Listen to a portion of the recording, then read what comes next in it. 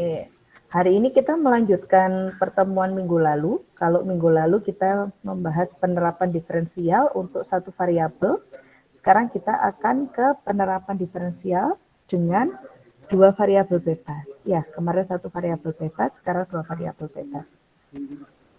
Nah, salah satunya yang digunakan untuk, kemarin juga sudah saya sampaikan ya, penerapan turunan itu digunakan untuk mencari biaya marginal.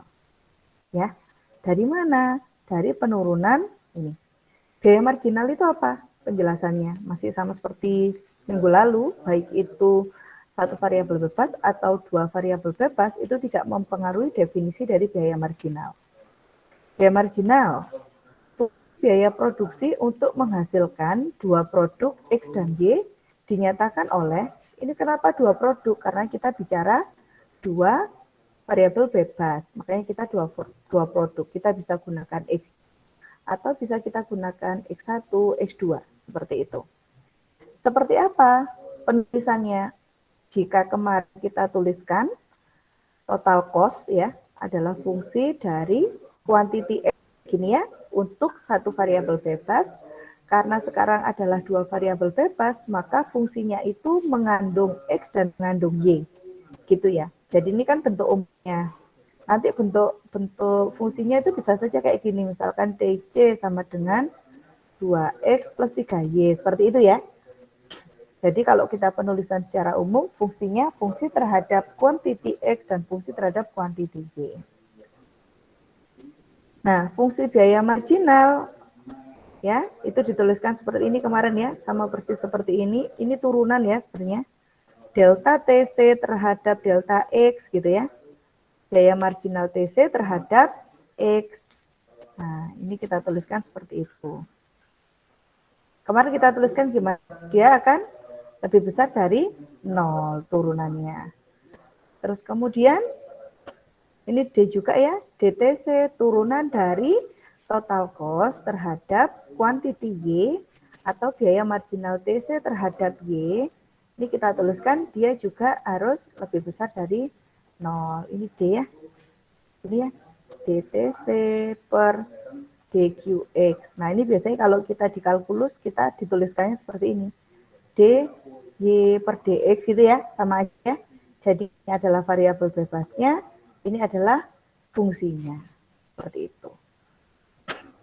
Lalu, langsung ke contoh saja supaya kita lebih familiar. Jika biaya bersama untuk menghasilkan produk X dan Y dinyatakan oleh fungsi sebagai berikut, ini fungsinya tadi. Nah, carilah biaya marginal terhadap X dan Y. Gitu ya, berarti kita akan diminta diturunkan terhadap X, juga diturunkan terhadap Y.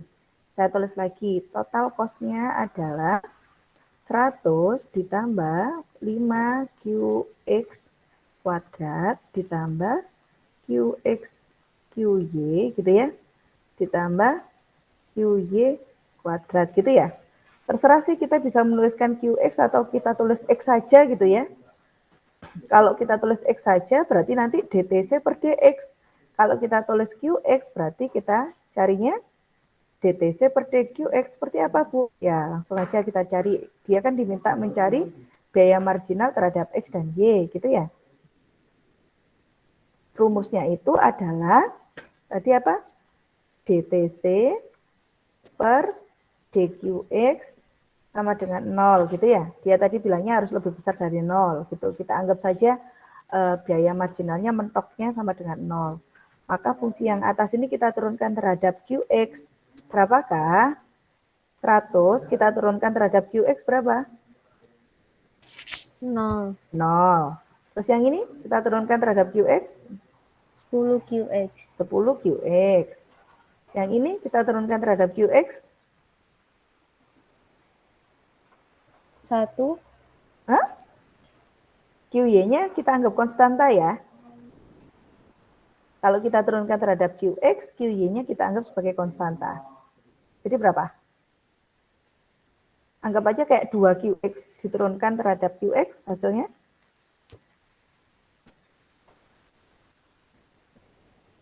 Saya ulangi lagi.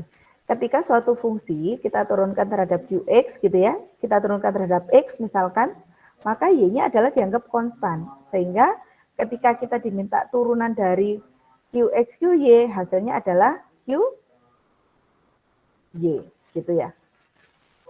Sama dengan 0. Kita simpan dulu.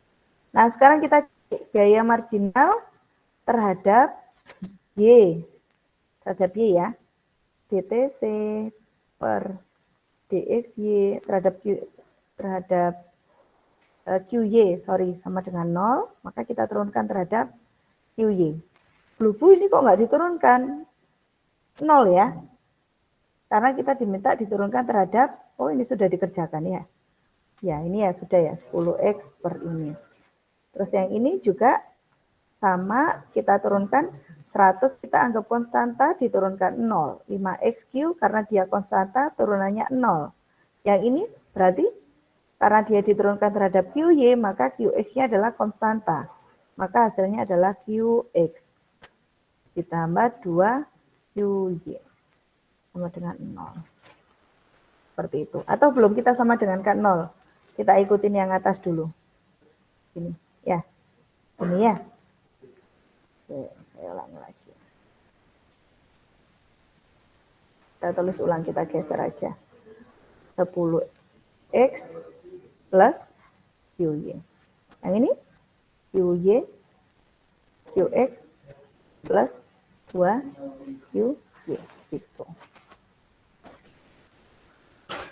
Gitu. Ya, ada yang bingung nggak? Silakan ditanyakan. Sampai sini. Menurunkan dulu nih, belum kita cari biaya marginalnya. Masih kita turunkan.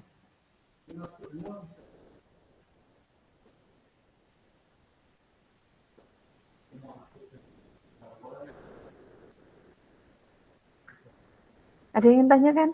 Mbak Anissa? Mbak Safira? Udah ngerti belum?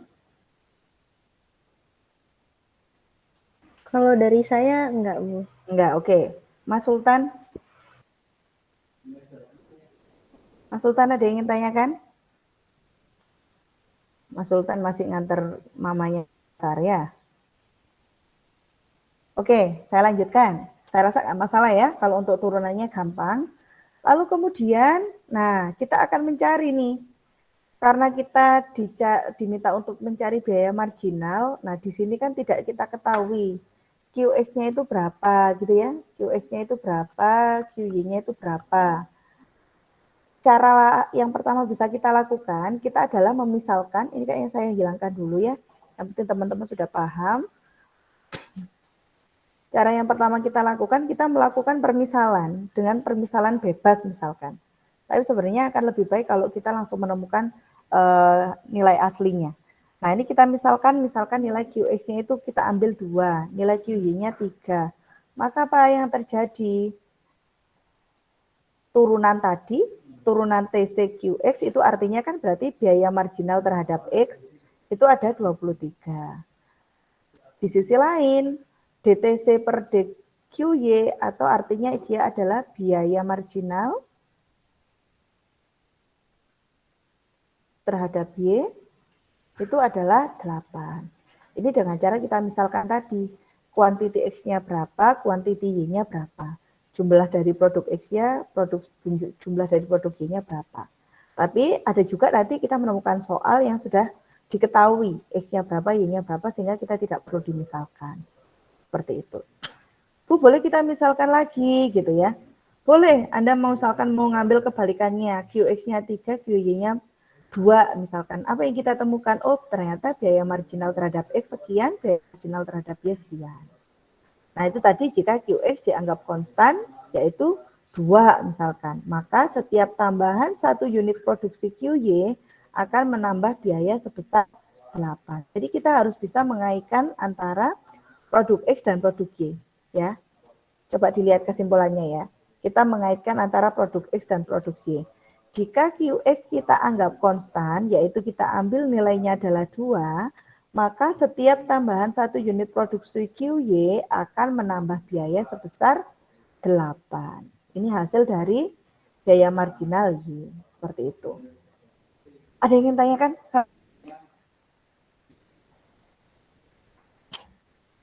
Ada yang ingin tanyakan? Nggak ada ya? Nggak ada ya? Oke. Nah, di sisi lain, jika XY kita anggap konstan, ya ini teman-teman yang poinnya kalau dari manajemen harus bisa menyimpulkan yang ini ya. Paling akhir ini ya, poin yang paling akhir ini teman-teman yang harus bisa menuliskannya.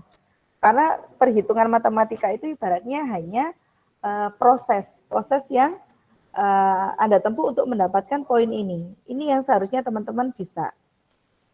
Sebaliknya, jika QY kita anggap konstan, yaitu misalnya kita ambil 3, maka setiap tambahan 1 unit produksi QX akan menambah biaya sebesar 23. Itu maksud dari perhitungan kita secara matematis, yaitu dengan seperti ini. Makanya tadi kita boleh mengambil nilai QX berapapun. Pada akhirnya kita akan berikan studi kasus yang hasilnya seperti ini. Seperti itu. Kita ambil dari kesimpulannya.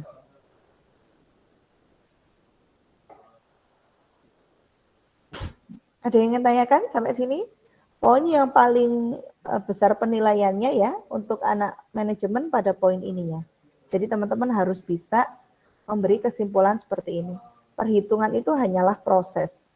Ya, yang paling penting saudara bisa menuliskan seperti ini. Dalam setiap konteks apa, dalam perhitungan apapun, penilaian terbesar pada poin ininya. Ingat-ingat ya. Ini. Oke, kalau nggak ada yang ditanyakan, saya lanjutkan. Sekarang pada bidang permintaan. Misalkan kita punya dua produk X dan Y saling berhubungan, gitu ya. Misalkan PX adalah harga produk X, ya, P selalu kita gunakan untuk harga ya, price ya. Dan PY kita gunakan untuk harga produk Y. Fungsi permintaan produk X misalkan kita tuliskan QX sama dengan fungsi terhadap PX dan PY. Seperti halnya seperti tadi, karena kita berbicara dua variabel bebas, maka fungsinya dia akan mengandung PX dan PY. Nah, fungsi permintaan produk Y maka sama QY sama dengan, misalkan kita beri nama fungsinya G. G, PX, PY. Seperti itu. Pada suatu fungsi permintaan berlaku jika QX meningkat, maka harga PX menurun. Saya rasa ini sudah umum ya. Kita pada fungsi permintaan berbicara seperti ini. Kalau permintaannya itu meningkat, pasti karena harganya turun. Banyak diskon, maka permintaannya banyak. Dan sebaliknya,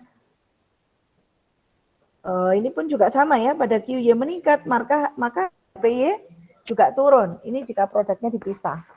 Ya. Dan sebaliknya, ketika kuantitinya menurun ya, permintaannya menurun, oh itu pasti harganya naik. Misalkan kita mau beli-beli produk apapun gitu ya, diskon Shopee Pay gitu ya. Ketika diskonnya semakin besar kan harganya murah ya, maka yang beli akan lebih banyak. Kalau pas promonya udah habis, maka yang beli pun juga berkurang seperti itu. Hanya orang-orang yang membutuhkan saja. Seperti itu. Kurang lebih seperti itu. Saya rasa konsepnya sama dengan kasus-kasus yang sudah pernah kita pelajari di awal. Nah, kalau dalam konteks ini yang perlu kita ingat apa? Oh, kalau kuantiti X-nya meningkat, berarti PX-nya menurun. Jadi ada dua variabel. Kalau kuantiti Y-nya meningkat, maka harga PY-nya menurun. Seperti itu. Nah, kalau permintaan marginal, karena permintaan marginal, kita bicara marginal tadi kaitannya dengan turunan, ya, maka ini sebenarnya D ya, dQx per dPx itu permintaan marginal dari Qx terhadap dx. Sama ya dengan definisi turunan dy per dx gitu ya. Nah, turunan D terhadap kalau dQx per dPx permintaan marginal dari Qx terhadap x. Nah, kalau dQx per dPy berarti permintaan marginal Qx terhadap PY. Apakah ini mungkin bisa terjadi? Bisa saja. Bisa terjadi. Ya, kalau konteks turun kan nggak susah ya. Kita tinggal aja. Kalau dQy per dPx berarti permintaan marginal dari Qx terhadap Px.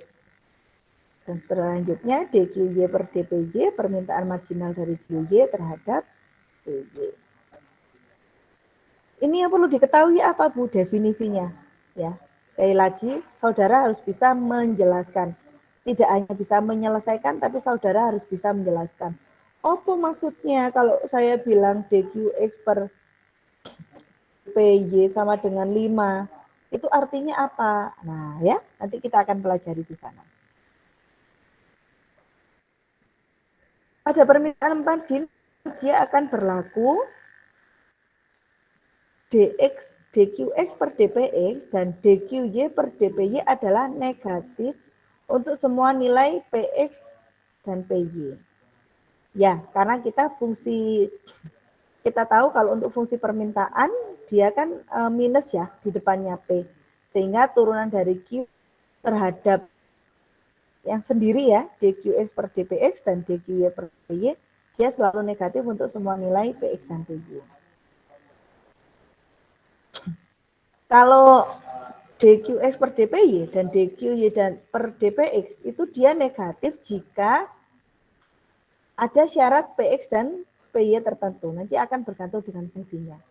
Ya, dia saling melengkapi. Bisa saja salah satunya negatif seperti itu, PX negatif, PY positif atau PX positif, PY-nya negatif seperti itu.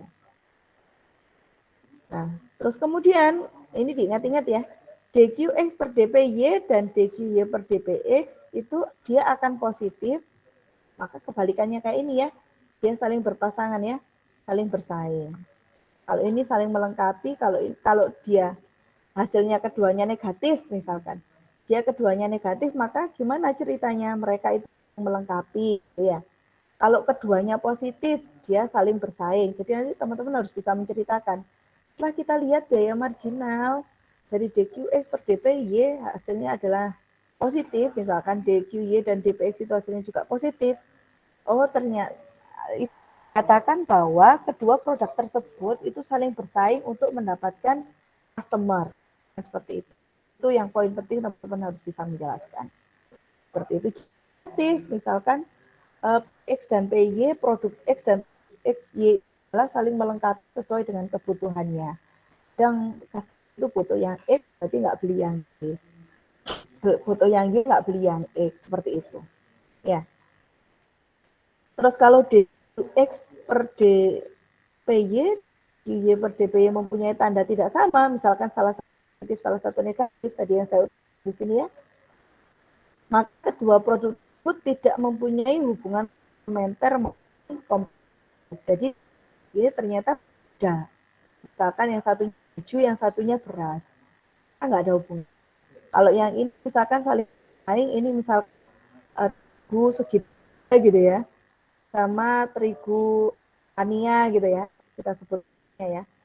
Dan mereka kan saing, pasti dipilih mana yang lebih akan oleh itu. Sampai ini ada yang tanya.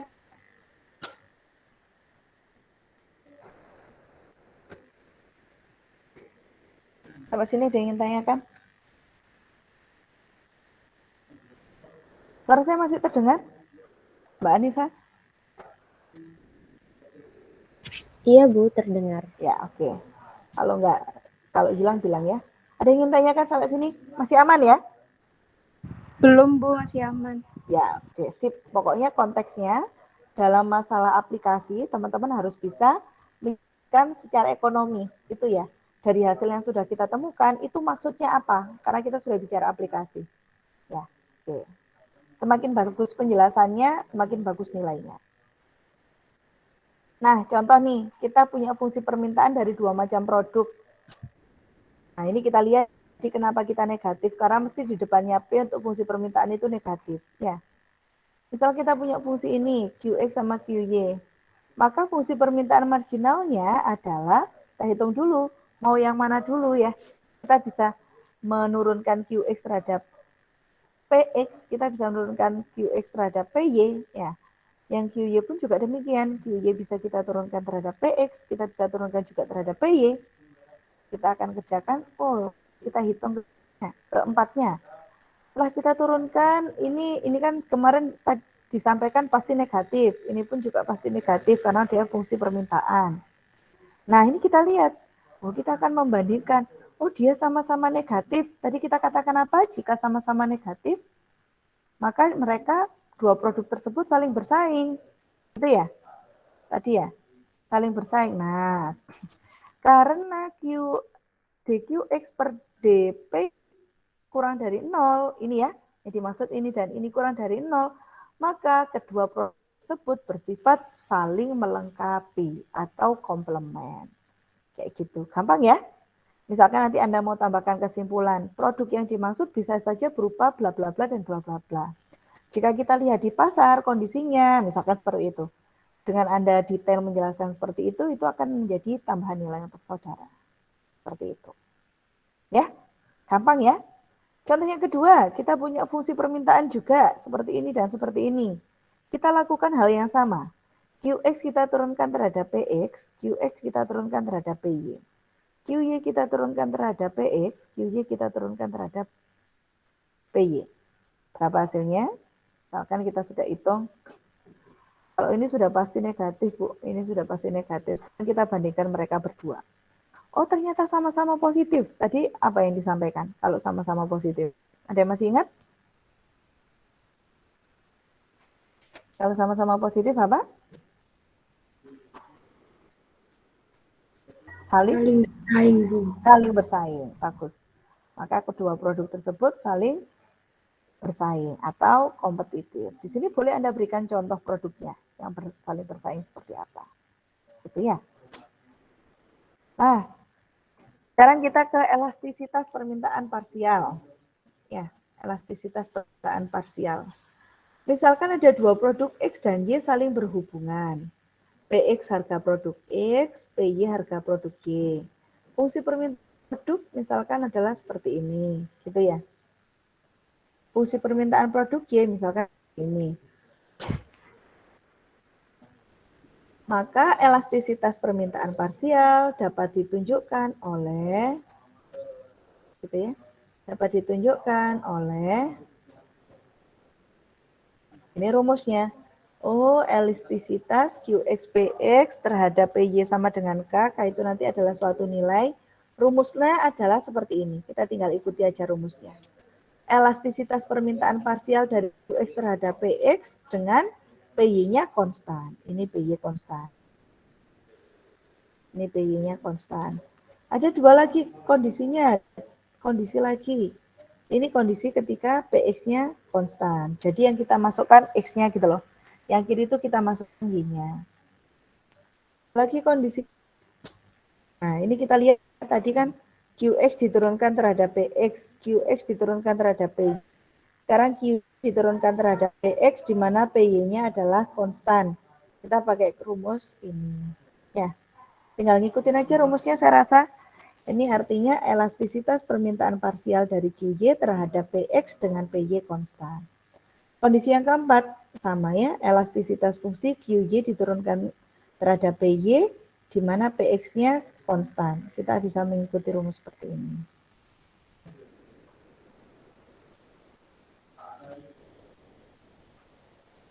Seperti ini, ya.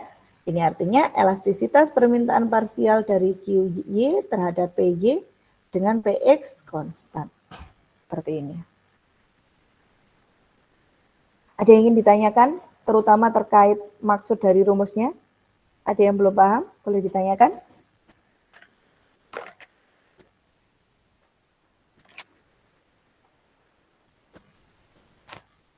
Sekali lagi ya, saya ulangi ya.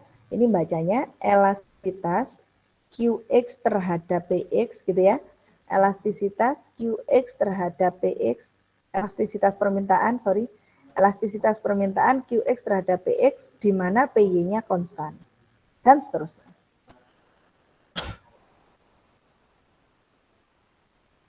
Gitu. Langsung ke contoh aja, saya rasa ya. Langsung ke contoh.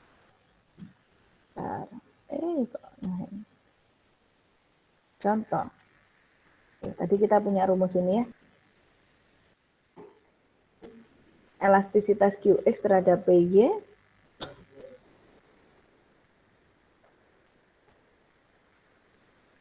elastisitas Px terhadap Py, di mana Px sama dengan 4, elastisitas Qy terhadap Px, di mana Py sama dengan 4, kita tadi gunakan dua rumus ini. Ini kita simpan dulu.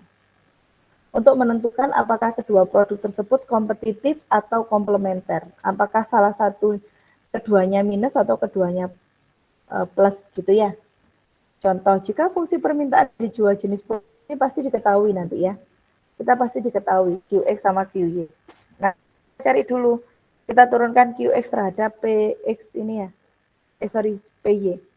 Qx terhadap Py dan Qy terhadap Px. Kita hitung. Ya. Campur nih. Oke. Qx terhadap Px hasilnya kita turunkan itu ini. Ya. Terus kemudian Px-nya tetap Px, Qx-nya kita masukkan ini ya. Penyelesaiannya gimana, Bu? Oke, kita akan coret-coret ya. Kita akan coba coret-coret. Memasukkannya udah ngerti ya? Sekali lagi.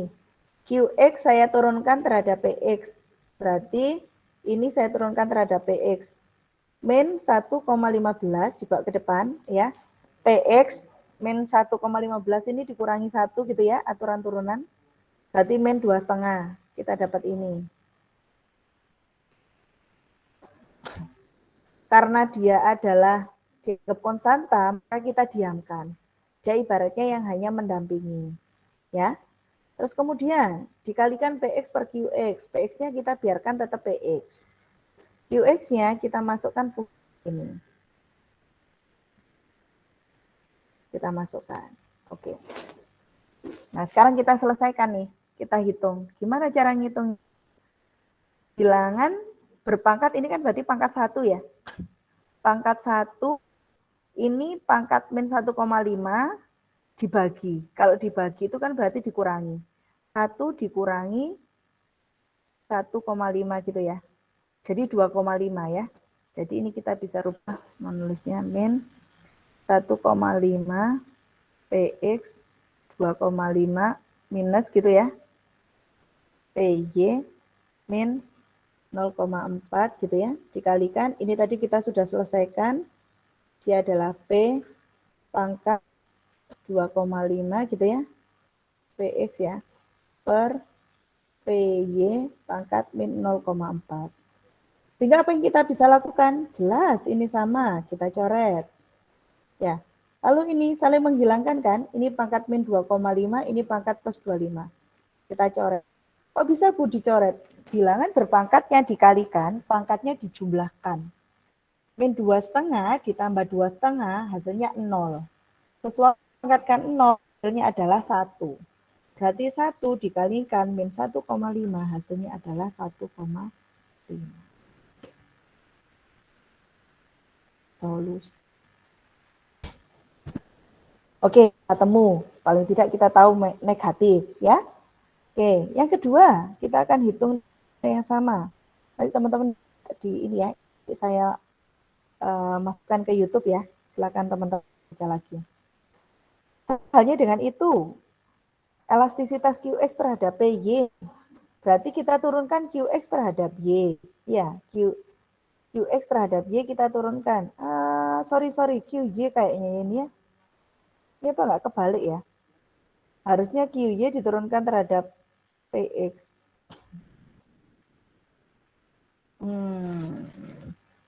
Oh, kita hitung keempatnya ya. Kita hitung keempatnya.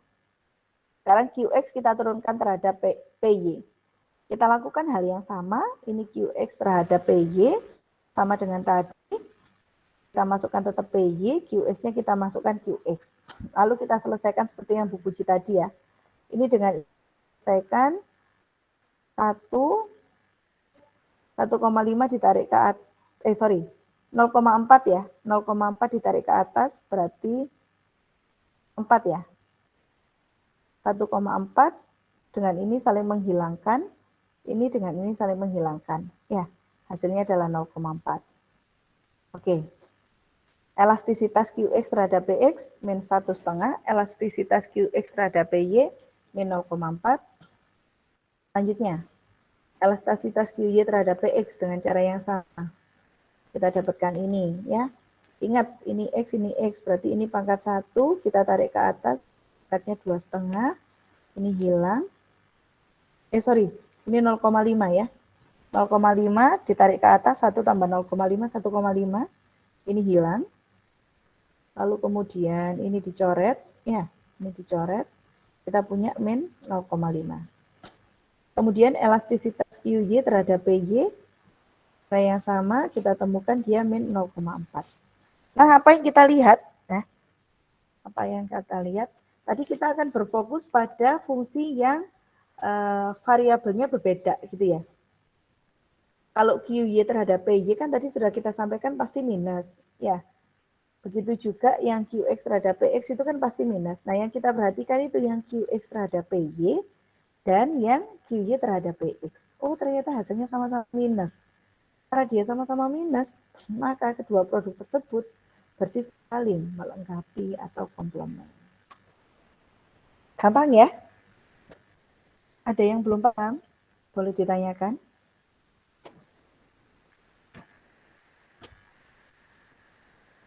Yang belum paham?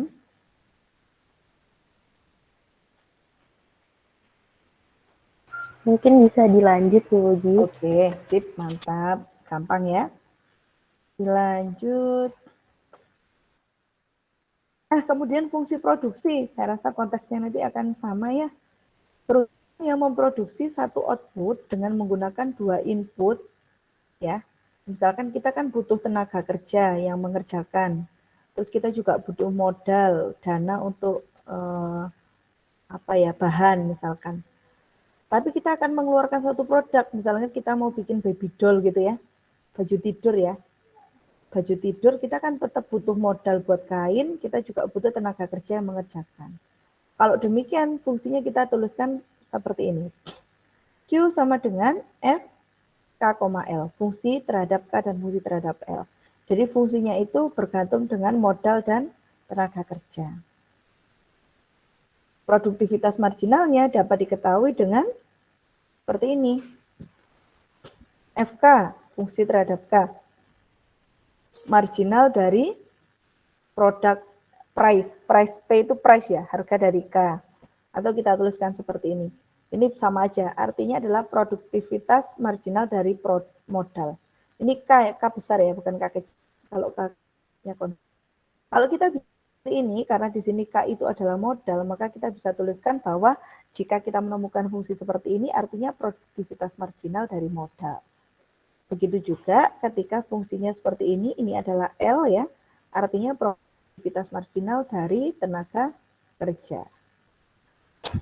Jadi sekali lagi saya sampaikan, yang paling penting dalam konteks ini, teman-teman manajemen harus bisa menceritakan perhitungan yang sudah saudara selesaikan ke dalam kisah nyata, gitu ya. Dalam kisah nyatanya seperti apa, itu Anda kembalikan. Itu poin pentingnya. Jadi kalian harus tahu nih maksudnya. Kalau kita tahu ketemu DK sama dengan 5, maksudnya apa ya? Gitu ya.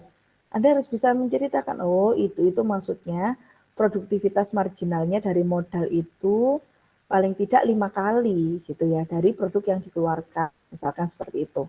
Ya, kita nanti akan tergantung dari konteksnya. Masuk ke contoh saya rasa ya. Ini definisinya ya. MPP marginal produk. Contoh, jika suatu fungsi produksi dengan 2 input tenaga kerja dan modal seperti ini, misalkan fungsinya adalah K-nya misalkan masih K-nya 1, maka produktivitas marginal terhadap K dan L adalah, kita cari rumusnya, MPP-nya dengan cara tadi apa? Q-nya diturunkan terhadap K, gitu ya. Gimana Bu kalau per-peran ini menurunkannya? Ya udah kita rubah aja menjadi Q sama dengan 5 dikurangkan K pangkat min 1 gitu ya. Min L pangkat min 1 gitu ya. 5 min K pangkat min 1 min L pangkat min 1. Lalu kita turunkan. 5 kita turunkan. Konstan. Ya, konstan turunkan 0. Ini kita turunkan. Min kali min 1. K pangkat min 2 gitu ya. Ini kita turunkan konstan 0. Berarti turunannya adalah K pangkat min 2 alias 1 per K kuadrat. MPPL juga sama ya, kita turunkan biasa dengan cara dirubah ke bentuk seperti ini terlebih dahulu. Untuk K-nya 1 dan L-nya 1, MPPK 1 dan MPPL 1. Dari mana? Kita substitusikan. K-nya 1 berarti MPPK-nya 1 dibagi 1 kuadrat 1. MPPL-nya 1 dibagi 1 kuadrat 1. Gampang. Ya. Nah, ini ada beberapa latihan soal. Ini kayaknya sudah di penghujung acara ya.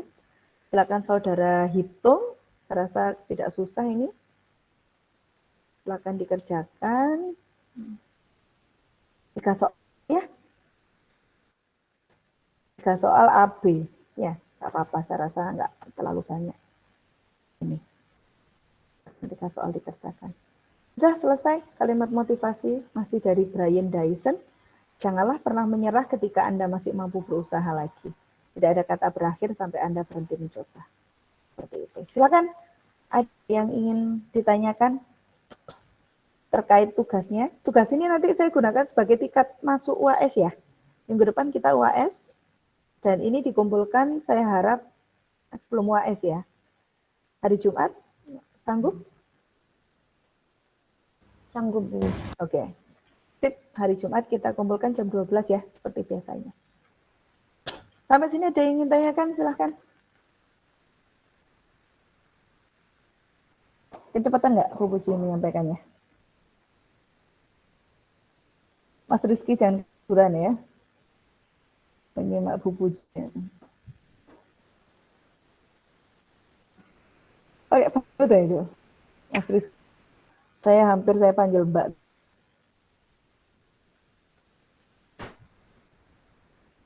Ingin tanyakan ini? Ada yang paham? Bisa saya ulangi? Ya, Mbak Anissa. Iya, Bu, izin bertanya untuk yang UAS itu metodenya sama kayak kemarin pas UTS itu. Ya, saya buat kayak gitu aja ya. Tapi nanti yang membedakan, saya akan setting plagiasi ya. Jadi teman-teman tidak boleh sama untuk penjelasannya. Karena sulit melakukan penilaian objektif kalau kondisi online kayak gini ya. Kita nggak ngerti apakah di situ yang ngerjakan 1 orang atau 10 orang sekaligus, gitu kan kita nggak ngerti. Jadi nanti penilaian saya akan banyak berfokus pada deskripsi, ya seperti yang Bu Uci sampaikan tadi, bagaimana saudara mendeskripsikan permasalahan yang saya berikan dengan bahasa masing-masing, sehingga nanti saya akan cek plagiasi. Bagaimana Bu? Berapa Bu plagiasi? 30%. Kalau 30%, misalkan 70%, wah setiap poinnya nanti akan saya kurangkan. Siapapun, berarti entah itu yang nyontekin, entah itu yang dicontekin, pasti nanti akan kena pengurangan. Kayak gitu. Ya, untuk perhitungannya kan pasti sama. Ya, gimana saya tahu dia yang ngerjakan sendiri, dia yang meminta jawaban teman, gitu ya. Jadi nanti silakan saudara explore sebaik mungkin untuk deskripsinya. Ya. Waktu ujian 2 jam, sanggup? Seperti biasanya ya. Nanti saya sesuaikan soalnya ya. Saya rasa nggak usah Zoom lah, kita seperti biasanya aja. Silakan teman-teman open everything ya. Yang penting itu tadi deskripsinya jangan sama dengan temannya. Gitu. Mau catatan silakan, mau buka YouTube silakan. Tapi saya rasa itu khawatir ini ya, membuang waktu. Mungkin saran saya sih mending di print atau ditandai ini di sini, ini di sini. Jadi teman-teman nggak kehabisan waktu untuk mencari. Biasanya yang menjadi momok ya, menjadi bumerangnya itu ya, kalau open book itu ya gitu, sibuk mencari jawaban sampai jawaban yang lain nggak dikerjakan gitu. Itu ya, dan mungkin ketepatan waktu ngumpulkan ya. Jadi silakan nanti dipertimbangkan sendiri, misalkan rumahnya itu susah sinyal, paling tidak 5 menit sebelumnya itu sudah berusaha disubmit sehingga tidak telat. Seperti itu. Materinya setelah UTS sampai UAS ya, sampai aplikasi turunan. Ada lagi? Mas Rizky ada yang mau ditanyakan? Oh, tidak Bu, terima kasih. Oke, bagus. Yang lain ada yang mau ditanyakan? Sudah cukup? Cukup, Bu. Oke, kalau sudah cukup saya akhiri ya. Nanti materinya saya akan upload ke YouTube. Silakan saudara simak lagi untuk belajar. Sekali lagi tugasnya ada 3 soal AB ya. Berarti ada 6 soal. Silakan saudara di submit hari Jumat ini maksimal jam 12 siang. Ya, nanti saya siapkan. Jika ada pertanyaan boleh ditanyakan. Saudara tidak menjadi beban ya tugasnya. Anggap aja saudara sedang mengerjakan latihan untuk UAS. Itu aja. Saya Bu Puji biasanya ngambil soalnya kan juga nggak jauh dari tugas ya. Malah sebelumnya kan ada yang plek. Kalau ngerjakan sendiri tinggal mindah aja. Seperti itu. Kalau tidak ada yang ditanyakan, saya akhiri pertemuan hari ini. Dengan berakhirnya pertemuan ini berarti juga berakhir sudah ya kuliah matematika bisnis sebelum UAS. Jadi terima kasih atas kebersamaan ya selama 15 pertemuan. Mungkin selanjutnya nggak diajar Bu Puji lagi ya karena manajemen nggak butuh pertemuan matematis. Jadi saya mohon maaf jika dalam 15 pertemuan ini ada kata-kata saya yang kurang berkenan dan ada sikap saya yang mungkin kurang berkenan juga di hati teman-teman. Kemudian apa yang kita pelajari bermanfaat untuk teman-teman hari ini sampai ke depan nanti. Ya, oke. Semangat berjuang di UAS, mudah-mudahan semua lulus. Yang masih punya tanggungan tugas, silakan diselip ya. Saja di kelas apa, nggak apa-apa daripada nggak sama sekali. Oke, saya akhiri ya pertemuan hari ini. Sampaikan salam hormat saya untuk kedua orang tua kalian di rumah. Saya akhiri, Assalamualaikum warahmatullahi wabarakatuh. Waalaikumsalam. Waalaikumsalam warahmatullahi wabarakatuh. Terima kasih Bu Puji. Ya.